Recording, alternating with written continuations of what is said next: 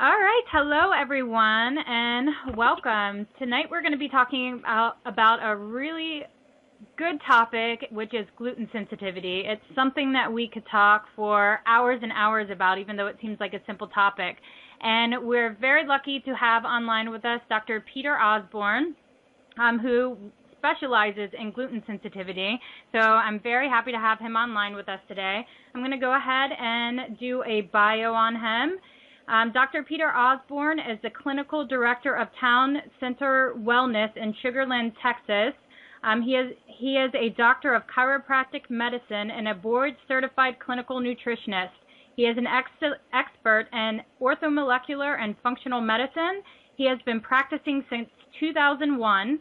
His clinical focus is in the holistic natural treatment of chronic degenerative disease with a primary focus on gluten sensitivity and food allergies, and he has helped thousands of patients recover from mysterious medical illnesses. He is also the founder of the Gluten-Free Society. And hello there, Peter. How are you? I'm doing great. Thanks for having me on. Yes.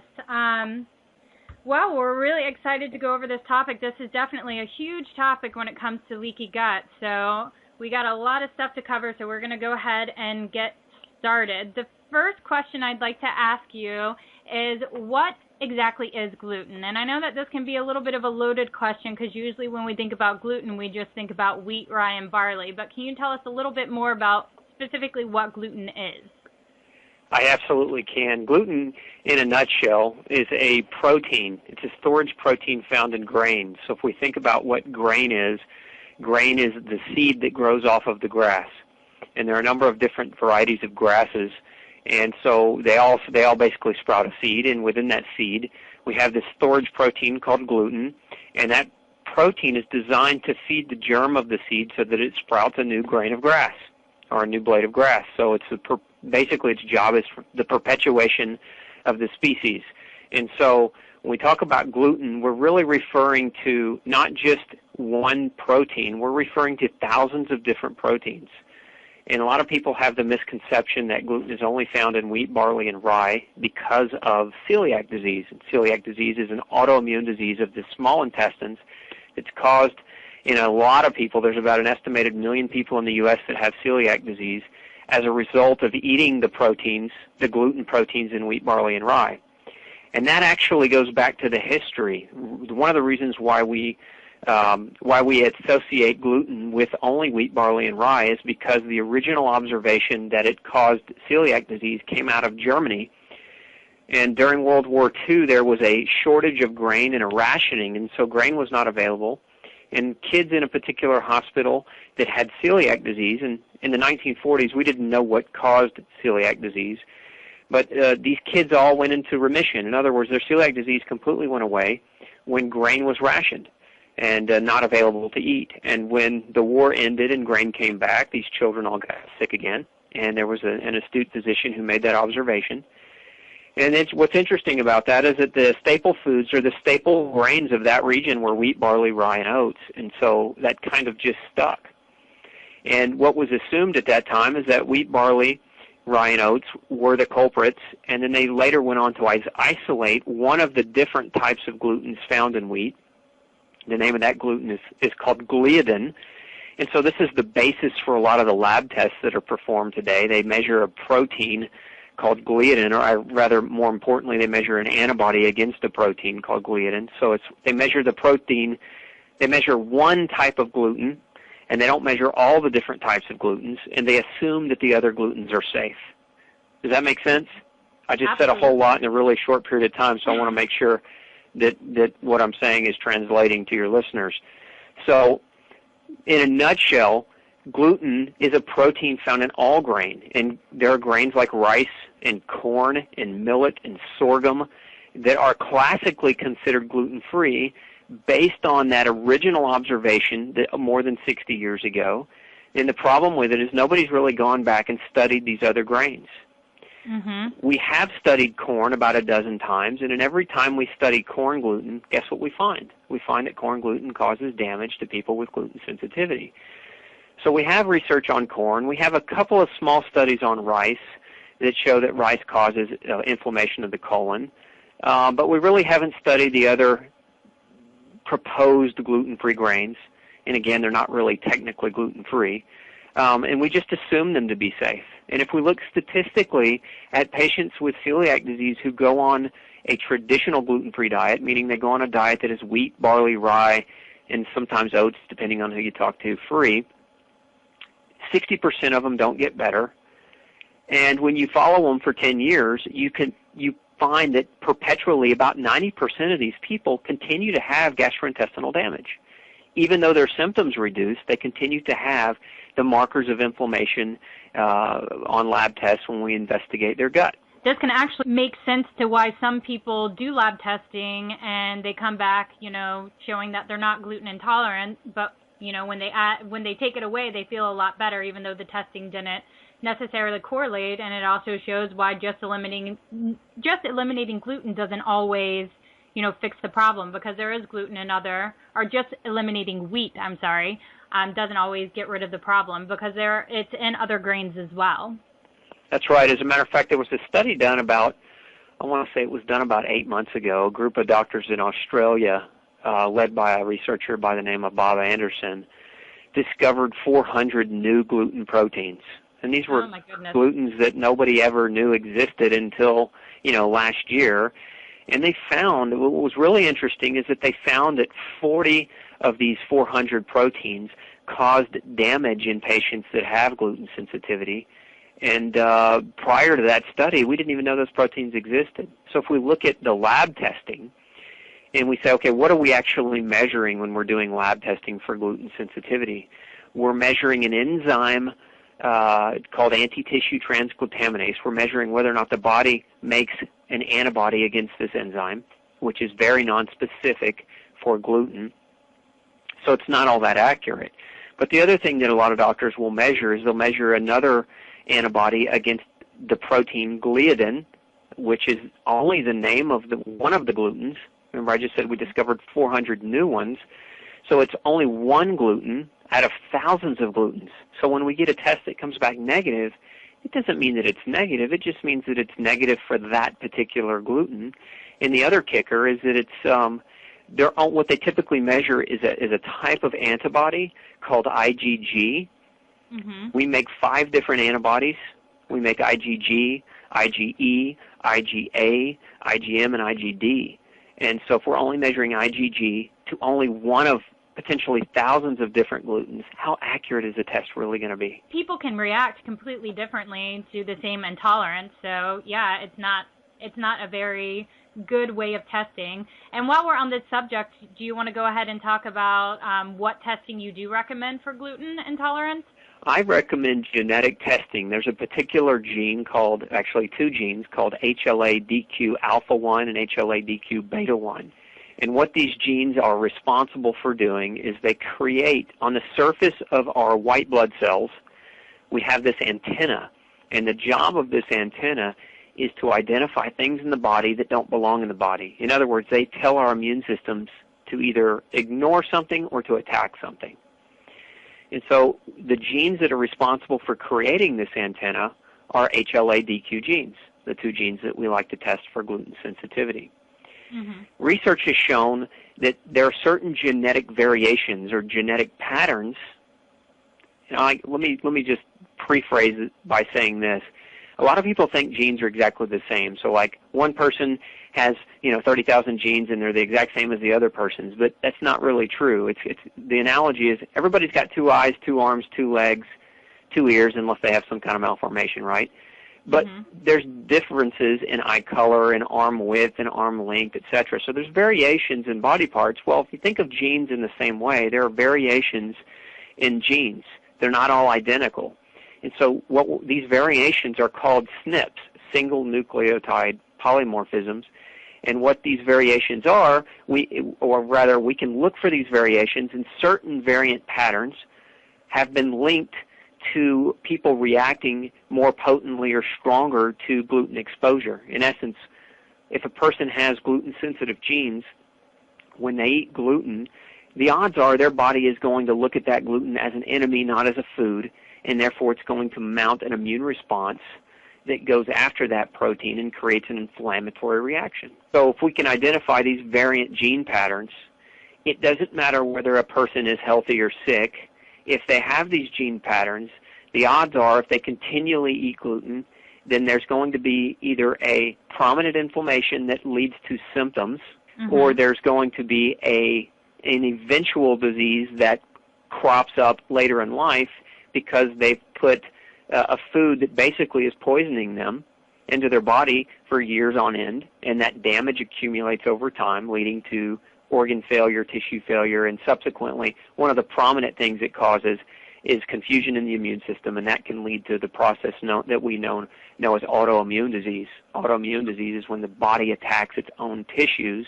Celiac disease is the most commonly associated autoimmune process associated with gluten sensitivity.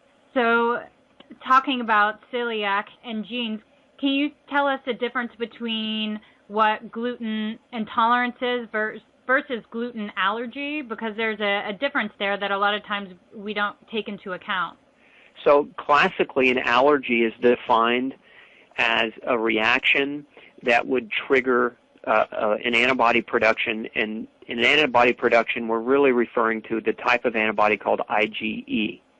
And so this is what most people think of when we talk about an anaphylactic reaction. Somebody eats peanuts, their lips swell, their throat constricts, they break out in hives, they end up in anaphylaxis, and it's life-threatening, and they end up in the hospital. That's called an acute allergy reaction, and it's the most well-known type of allergy reaction. But then on the other side of the coin, we have this other type of allergic reaction called a delayed hypersensitivity allergy reaction.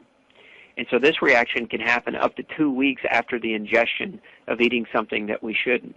And so the symptoms are not always cut and dry. We don't always associate eating the particular food with the allergy reaction, whereas with an acute reaction, we can eat it, and usually within 30 minutes, we know we've got a problem on our hands. Does that make sense?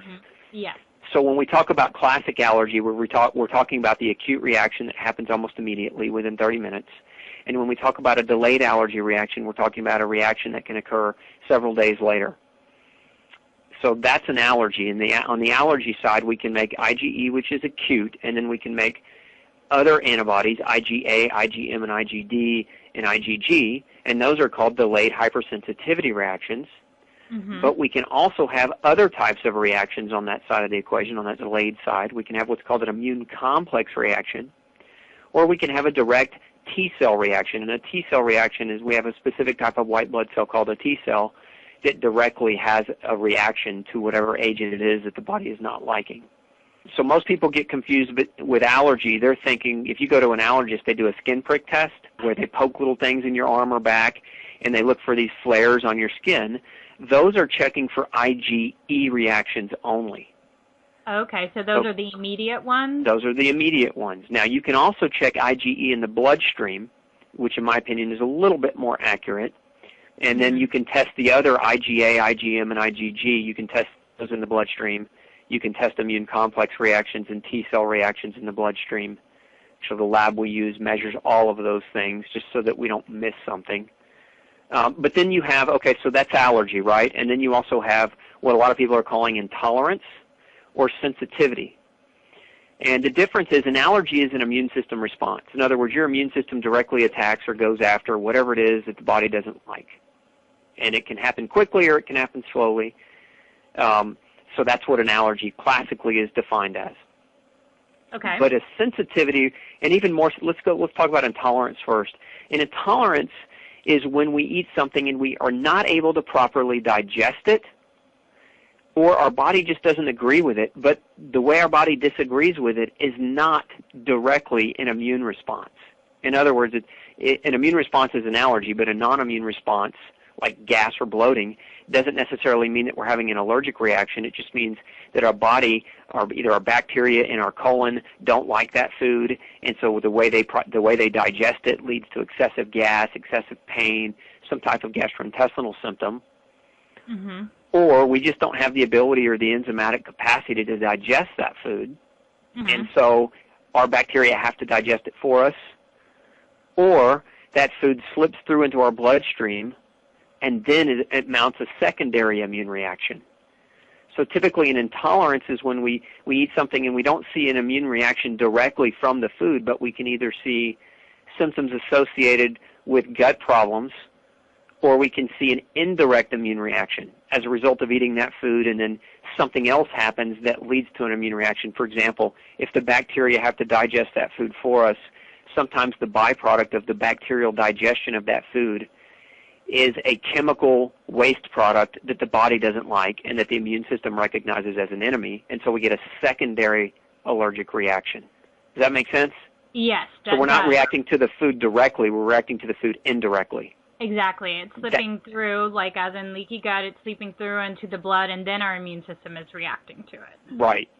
So how does eating gluten, if you have an intolerance or if you have an allergy, I guess more of an intolerance, how would eating gluten affect you if you ate it and you had an intolerance or an allergy to it? If you had an if you had an allergy, a true allergy to gluten, then usually what's going to happen is you're going to get a direct, when you do blood tests, you're going to get a direct response. You're going to get a direct marker in the bloodstream that shows up, depending on what you're measuring. So if we're talking about gluten, now remember we're talking about thousands of different proteins. So at this point in time, no lab has the capability to measure all these thousands of different gluten proteins. So there's really no accurate way to discern that via a blood test at this point in time. Mm-hmm. We can check for gliadin, and we can check for some other associated glutens, but no lab test really looks for all of them at this point. We haven't even really discovered them all at this point.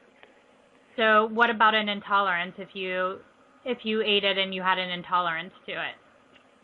Well, an intolerance, it depends on how the intolerance was developed. A person could have a true gluten intolerance, and again, they may lack the digestive enzymatic capacity to be able to process that food, so it's going to usually lead to a secondary allergy response. Mm-hmm. But one of the things that gluten has been shown to do in individuals with intolerance is there's this protein called zonulin. And zonulin regulates, do you know what tight junctions are? I don't know if that term is something familiar to your audience. It should be if they've read through the manual. I do talk about the tight junctions, so if you can give a little bit of a background, but if they've read the manual, they should know what a tight junction is. So, okay, a tight junction is a protein that basically anchors the intestinal cells closely together, because if we don't have closely anchored intestinal cells, in other words, if those cells aren't tightly compacted together, very close together, we develop these leaks in our intestines, and this is where a lot of food can leak through into the bloodstream, hence the term leaky gut. The technical name for that is intestinal permeability. But gluten causes this upregulation of this protein zonulin, and zonulin causes the gut cells to spread apart. And so gluten in and of itself directly can create a leaky gut. So that was discovered 8 or 9 years ago at the University of Maryland by Dr. Alessio Fasano, who's one of the leading researchers in the field of celiac disease. So that's one of the components to the gluten intolerance aspect. It's not an immune reaction. It's a gut dismantling, which then leads to subsequent immune reactions. And this is one of the reasons why some people can go through life, not react, and then one day, now they're all of a sudden they're starting to react. Mm-hmm. Well, they were always reacting. It was just a process that was building over time. Yeah, more and more damage was being done as they were eating it more and more. Right.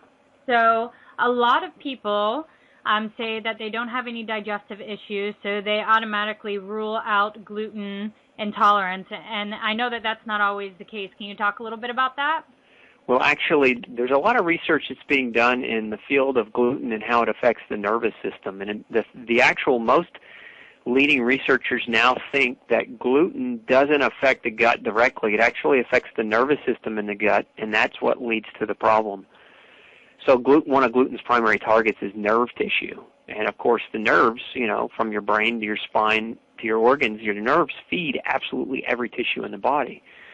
So gluten, it's actually now thought that gluten affects other tissues more commonly than it affects the gut. In essence, celiac disease is more of a rare manifestation of gluten sensitivity, as opposed to some of the other ways that gluten can affect people. And so some of those ways might be, one of the more common is called gluten-induced neuropathy. So it can cause nerve damage, and some people manifest it as ataxia or vertigo, so they lose their ability to stand and balance. Some people develop tremors or seizure disorders. Some people develop psychological disorders. We've linked gluten to schizophrenia, bipolar disease. Most people are aware that gluten sensitivity has directly been linked now to autism and Asperger's disease and ADD and ADHD with the groups of doctors that have been prescribing gluten-free diets for autism. That's been out in the press quite a bit. So gluten can affect, literally, it can affect the nervous system in a host of different ways. Think of it like a drug. If we give 1,000 people an identical drug, we're going to get 1,000 people reacting in different ways. We're not going to get everybody reacting exactly the same way to a drug. Well, gluten, much the same way, acts like a drug, and different people are going to react to it in different ways depending on their own unique biochemistry. So some of the other diseases associated with gluten sensitivity and gluten intolerance are autoimmune disease as a general rule, and there are 140 different autoimmune diseases. We've got rheumatoid arthritis as one, lupus, Hashimoto's, which is a type of hypothyroidism, Graves' disease, Addison's disease, which is an adrenal failure disease. We've got psoriasis and eczema, dermatitis herpetiformans. These are all autoimmune diseases that a lot of people are just not aware that there's an association with gluten causing autoimmune disease. So they go to their rheumatologists. Rheumatologists are doctors that specialize in the treatment of autoimmune disease, and they're given a bunch of heavy drugs. And unfortunately, the heavy drugs don't really do a whole lot. They kind of relieve pain a little bit, but beyond that, they shorten your life by about 20 years, and they never fix the autoimmune disease at its core. And so until rheumatologists get on board and start looking at gluten in their offices, we have kind of an uphill battle to get the information out there to people with autoimmune disease. Gluten really can affect, pretty much any area of your body. It's not just celiac disease. There's so many other areas that it can affect. So who would you say should do gluten intolerance testing, or do you think that people can just eliminate it and find out? Do you recommend that they do testing, or? I recommend testing, and the main reason I recommend testing is because you want a definitive answer. Mm-hmm. And a lot of people will go gluten-free, and so what happens is they go gluten-free, and let's just say they don't go gluten-free long enough. So, oftentimes you got to go gluten-free for 6 months, and you really have to be strictly gluten-free. You can't follow this, what you see in the media, wheat, barley, rye-free, go out and buy gluten-free pasta, bread, and cereal, and think that that's going to get you healthy, right? I mean, because the cardinal rule in nutrition is you got to eat healthy food to get healthy, especially if you're already sick. Mm-hmm. But in a lot of these gluten-free products are really not gluten-free based on the true definition of what gluten is. Does that make sense? Yeah. So if a person just assumes and they want to go gluten-free and they trust what the media and what the government is saying about what gluten is, and they continue to eat corn, rice, and other grains, most of them aren't going to get better. They're going to get frustrated with the diet and they're going to quit. Yeah. And so that's why I recommend testing, because if you know that you have gluten-sensitive genes, now you have the idea that you need to get it out of your diet for the rest of your life. There's no question about it. And so it's no longer a trend for you. It's no longer a fad diet that you're going to lose a little weight or feel a little bit better on and then go back later on when you feel better and start eating it again. You get a definitive answer so that you can make a definitive decision and get properly educated so that you can make the right decision about your diet. And that's why I recommend testing. Now, a lot of people will say, well, I don't need to test because I feel so much better when I don't eat it, and I'm just not going to eat it, and they're okay with that. And to that person, I say more power to you. Just get educated about what gluten really is, and don't fool yourself about those other gluten-free products. But as a general rule of thumb, I'm going to recommend testing. Yeah, absolutely. Well, most people don't want to give up grains and gluten if they don't have to. So absolutely, testing can help out in that area. I have a couple of questions about that. So if somebody does not have a gene for gluten intolerance, can they still become gluten intolerant throughout, poor dietary and lifestyle?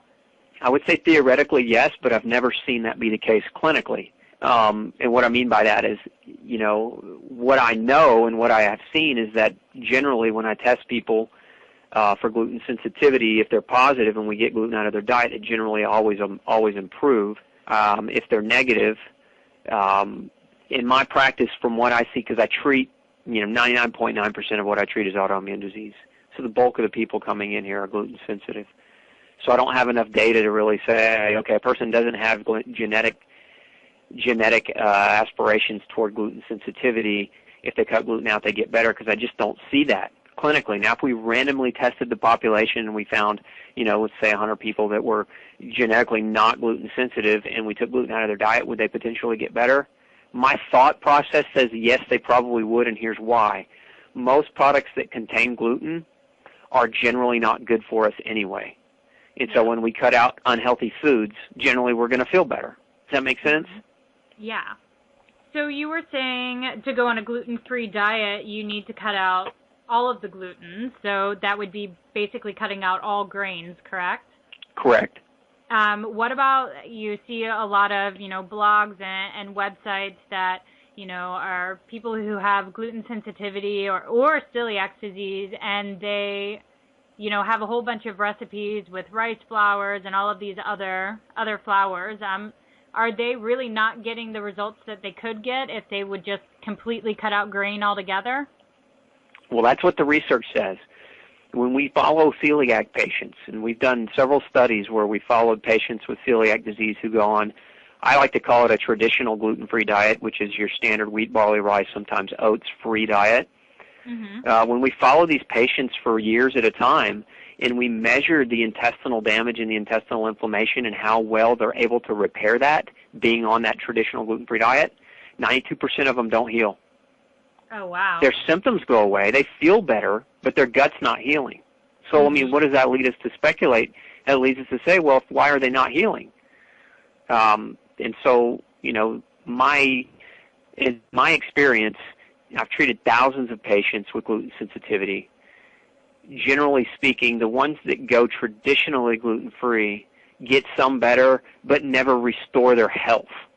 The average celiac person will go gluten-free, and they will go on through their medical career, through their medical life, they will go on and develop an additional 7 autoimmune diseases. Oh, my goodness. So why are they developing all these other autoimmune diseases? And, my theory and my thought is that they're probably just still either, one, they're just ignoring it and they're eating gluten anyway. 2, they're eating all these unhealthy gluten-free products that aren't really gluten-free. So those are the kind of the 2 main theories that are out there. I mean, nobody knows for sure because nobody's really studied it. But what we have studied, again, is we've studied that people that go traditionally gluten-free still don't heal. So we know that there's a genetic component. So if you have a gluten intolerance, would it be a good idea to get siblings and, children tested as well? Do you see a pretty strong correlation, between siblings and children and your own children if you have a gluten sensitivity?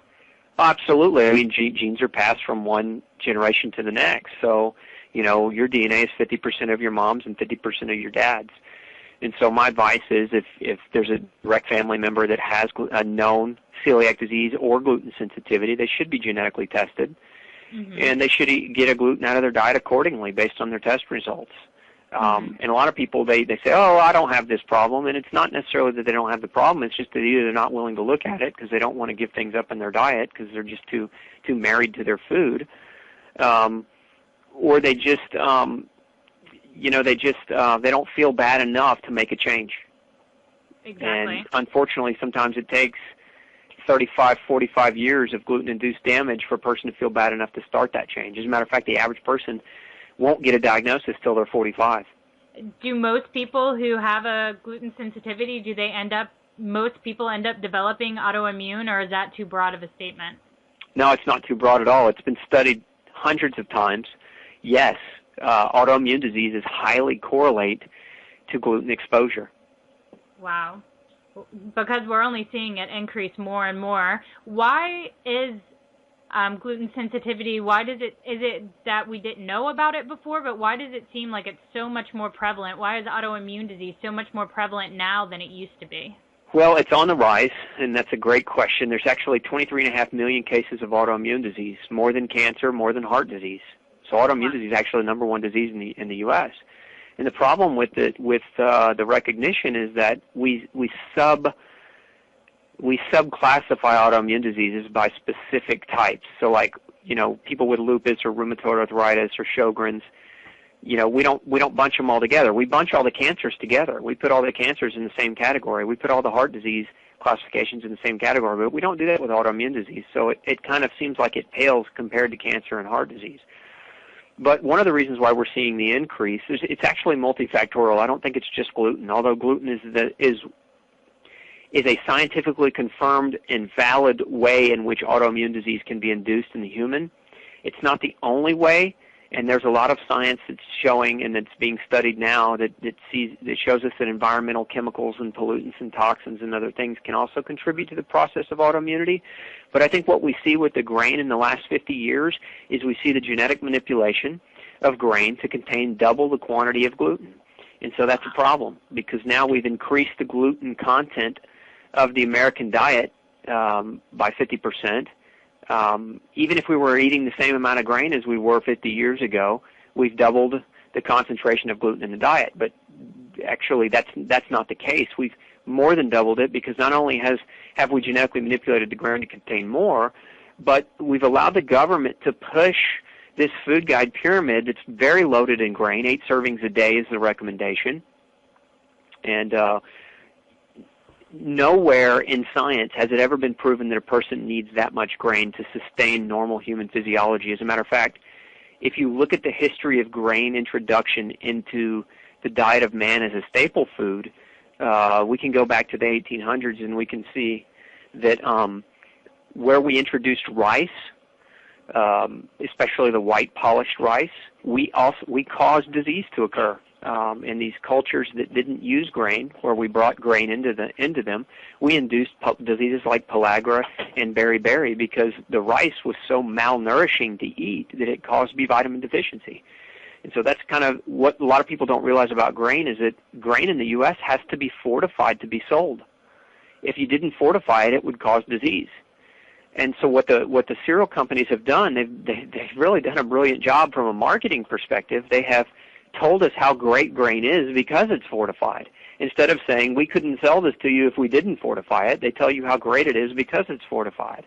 Mm-hmm. And that's where a lot of people don't realize the history of the fortification of grain is because grain caused and induced diseases. Mm-hmm. So going back to the food guide pyramid, if we recommend such large quantities of a food that doesn't really supply all that great of a nutritional quantity, and we make it a staple food in the U.S. diet, and we promote it to kids on TV 24/7 in the guise of whole grains.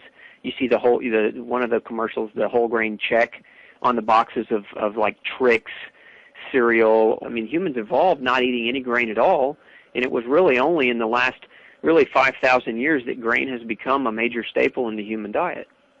Yeah, so if you look back over all of human history, it is a minuscule amount of time that we've actually been eating grain compared to us not eating grain. So that being said, what kinds of foods do you believe should be the base of our diet? I believe that the basis of the human diet, based on our evolution, should be fruits and vegetables and meats. And I believe that the general rules and the general guidelines should be if we're going to eat fruits and vegetables, which we should eat ample amounts, then they need to come from sources that are locally grown, that are not genetically modified, and that are not loaded with pesticides, herbicides, and fungicides. So buying organic, locally grown would be the smarter choice. Mm-hmm. And when it comes to meat, I recommend, a lot of people think beef is unhealthy because of heart disease, but that's never been proven. Actually, the opposite is true. If you look at the Alaskan Eskimo, they eat 90% whale fat straight off the whale, and they eat it in a raw form, and they don't have an incidence really of heart disease or cancer. Why is that? Why is it that they can eat all that animal fat and not get heart disease and cancer? Well, the simple solution is that animal fat doesn't cause that. But when you mistreat the animal, when you feed the animal counterintuitively to the health of the animal, so when we lock these cows up in a 6x6 pen in their own feces and we shove grain in them for the last 4 months before they're slaughtered, and they gain 1,000 pounds because we're fattening them up to marbleize the meat, that's not healthy meat to eat. And so that type of meat is definitely associated with cancer and heart disease. But if you take a normal, natural grass-fed cow that's been appropriately cared for, been out in the sun, been able to get exercise, and has a relatively low-stress life, and you eat meat from that type of animal, the chemical composition is completely different. The fat composition is completely different. It's a much healthier animal, and it's much healthier to eat. So as opposed to being vegetarian, I recommend people eat meat because humans have teeth and they have digestive capacity and they have acid production in the stomach because we're supposed to eat meat. I just recommend eating it from a valid, healthy source. So wild-caught fish, as opposed to farm-raised fish that are fed genetically modified grain, grass-fed, pasture-roaming beef or buffalo or bison, and then wild game, venison, deer, elk, whatever it is a person has the ability to get a hold of in their local area or has the ability to hunt for themselves. Yes, and this is exactly what, my diet is based off of, is the exact foods that you're eating, and these are the healing foods that people can eat, especially if they have any kind of gut dysfunction, because they're the foods that we're meant to eat. And it's interesting that you were talking about how they use grain to fatten up cattle, because that's exactly what it does to us too. A lot of people find that when they go on a grain-free diet, they automatically lose quite a bit of weight, and it's not by reducing their caloric load, it's by, getting the grains out of their diet. So that's another interesting thing with grains, is they definitely do cause you to gain weight. Well, grains are very insulinogenic, meaning they cause spikes in the hormones that cause the body or tell the body to store fat and retain water. So we get swelling, we get bloating, we get what's called third spacing of water fluids. And this is why a lot of people get swollen, their hands and their feet get swollen when they eat grain. And that's why hormonally a lot of them develop diabetes, because we're constantly promoting excessive insulin production, excessive cortisol production, which eventually leads to heart disease, cancer, and diabetes. Absolutely.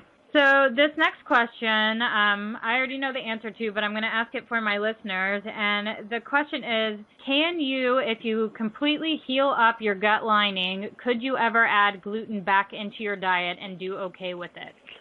I don't recommend it, especially not if you've been genetically positive tested.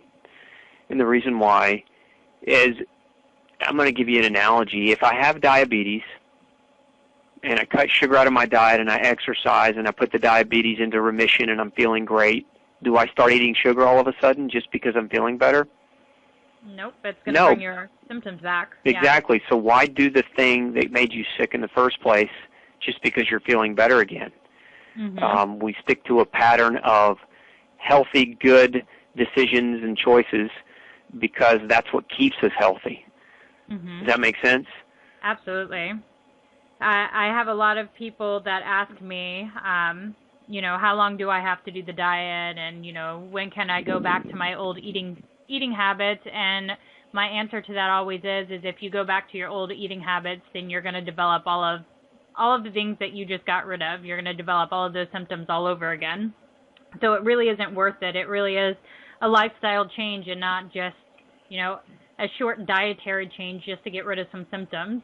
So what kinds of tips can you give to my listeners on how to eliminate gluten? Because it's not always just as easy as, getting rid of grain products, because gluten is in a lot of other stuff as well. So what kinds of recommendations can you give? So the first is obvious. Eliminate bread, pasta, and cereal. Those are going to be your major sources of grain.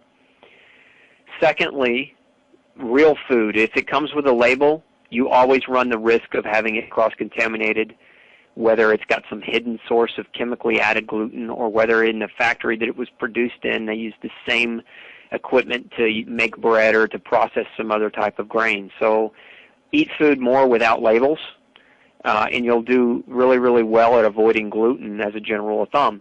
If you're in a time crunch, if you're one of those that has a limited ability or a limited amount of time, like if you're a working mom, and you live and you have a family where dad and mom both work, and so nobody can stay home and just be focused on, domestic cooking and those types of things.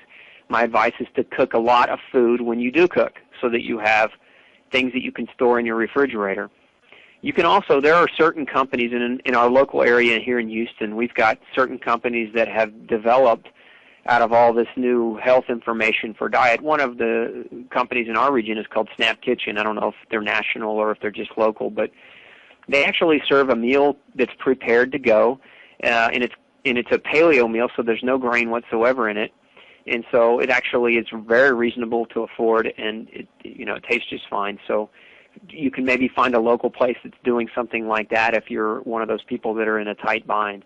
But the other thing a lot of people lose sight of is they use that time, kind of that time constraint as an excuse. They say, I don't have enough time.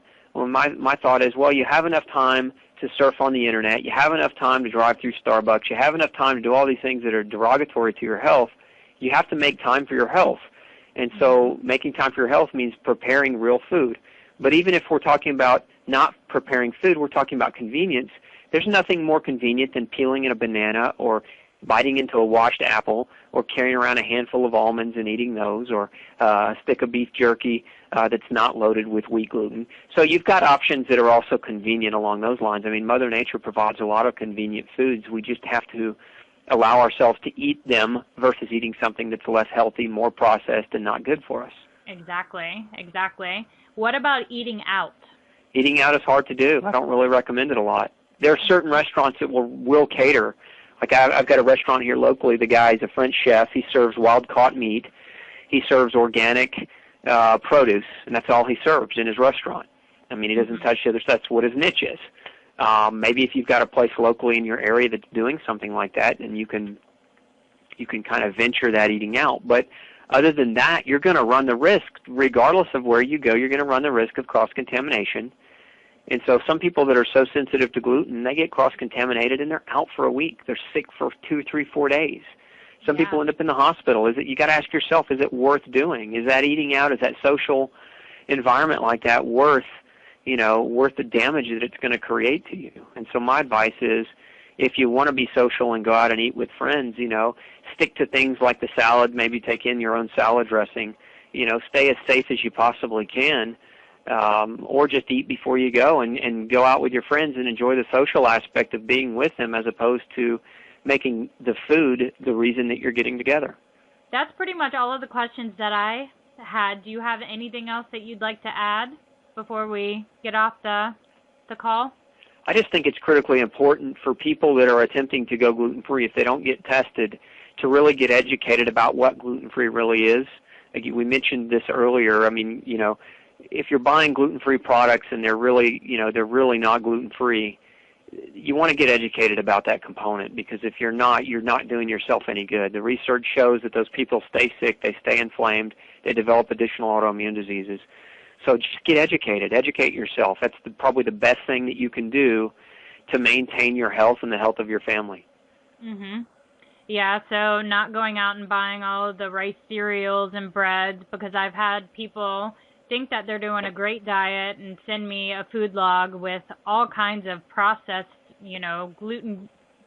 Well, it says it's gluten-free, but gluten-free products, and they're doing horrible, and they're wondering why, and it's because they're not eating real, wholesome, healthy food. So that's an excellent point to make, because it is really important, if you're trying to heal your gut and if you have any kind of gluten intolerance, that you're eating healthy foods and not eating the processed stuff that claims to be gluten-free. So, well, I think that was about it that I have for tonight, unless you have anything else to add. So, I think I want to thank you very much for doing this call with us, and thank you very much. Well, thanks for having me, and I'm always glad to come on and share information, because I just feel like people need to get this information and get educated and get healthy. Yeah, I definitely agree, and I think a lot of people try to deny that they have a gluten intolerance, and I'll tell you just from experience that going off of gluten was one of the best things.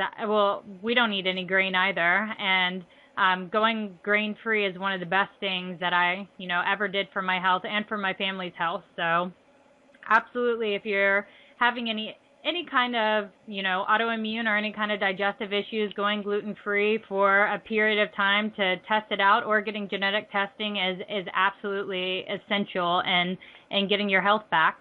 So, well, thank you very much, Peter. And can you go ahead and give us your website so that if anyone would like to look into, what you do further, they can have access to that? Our website is glutenfreesociety.org. That's glutenfreesociety.org, and mainly what we do is we just specialize in educating people about gluten. And so if they want to come over and learn, get educated. They can sign up for our free newsletter, which is sent out once or twice a week, depending on how much time we have and our staff has to write and put out meaningful material. But we try to stay abreast of all the latest research and literature in the field. So if you want to stay on top of the game, I think we're probably the best site in the world, really, that continues to provide that type of information without all the come buy our gluten-free rice pasta, come buy our gluten-free products. We don't host any products that are designed to. In essence, we don't have a gluten-free mall where people can come and buy a bunch of unhealthy food. What we really try to do is provide really, really good quality information and educate the folks. Make sure that you go visit that site. It's got a lot of wonderful information if you're going gluten-free or if you already are gluten-free on really how to avoid gluten and get your health back. So, Dr. Osborne, I want to say thank you again and have a wonderful night. Thanks, you too. Thank you.